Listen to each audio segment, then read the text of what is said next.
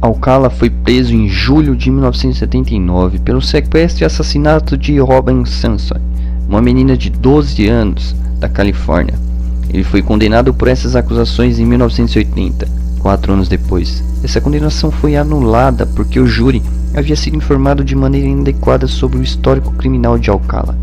Outro julgamento em 1986 resultou em um segundo veredito de culpado, mas em 2001 isso também foi anulado por uma tecnicalidade.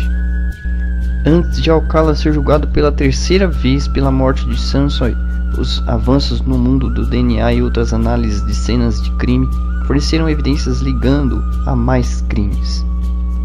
Em seu próximo julgamento, que ocorreu em 2010, Alcala foi novamente acusado de matar Sansoy. Parte do caso contra ele era um par de brincos de ouro ligados a Sansoy, que foram encontrados em seu armário de armazenamento em Seattle. Alcala exibiu clipes de The Decking Game que ele dizia provar que já usava brincos de ouro em 1978, mas isso não convenceu o júri. Além disso, ele enfrentou acusações por agredir e estrangular 4 mulheres na Califórnia no final dos anos 70. Jill Bargon, de 18 anos, que foi morta em novembro de 1977, Georgia, de 27 anos, que foi estuprada, espancada e estrangulada em dezembro de 1978. Charlotte Lamb, de 32 anos, que foi morta em junho de 1978, e Jill Parental, de 21 anos, que foi morta em junho de 1979. Alcala optou por se representar durante os procedimentos judiciais.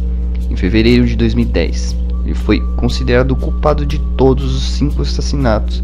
Ele foi condenado à morte em março de 2010. Rodney Alcala had a huge ego.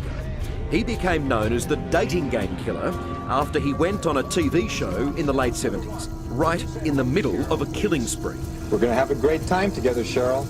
Okay. And although this lady wasn't one of his victims, others weren't so lucky. Alcala was sentenced to death only last year for 5 murders in California alone, but is suspected of... Algumas vítimas de Alcala sobreviveram aos seus ataques. Em 1968, uma testemunha viu Alcala levando o Shapiro. Preocupado, ele o seguiu até um apartamento e chamou a polícia.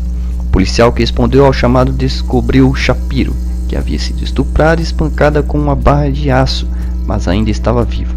Em fevereiro de 1979, Monique, então com 15 anos, conseguiu escapar após Alcala a estuprar. O número exato de vítimas de Alcala é desconhecido. Algumas autoridades acreditam que ele matou cerca de 50 pessoas, enquanto outras acham que ele pode ter tirado até 130 vidas. Após o desaparecimento de Sansoy, um retrato falado de um suspeito foi emitido. O oficial de condicional de Alcala o viu e o reconheceu. A polícia rastreou Alcala, que foi preso em 24 de julho de 1979. Após a prisão de Alcala, em julho de 1979, a polícia encontrou centenas de suas fotografias em um armário de armazenamento em Seattle.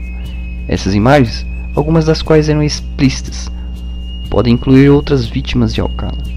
Em 2010, a polícia compartilhou muitas dessas fotos com o público na esperança de identificar as pessoas nas fotos.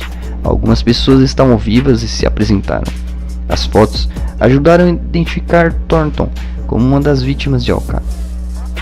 Alcala morreu em 24 de julho de 2021, na Califórnia, enquanto aguardava a execução. Ele tinha 77 anos.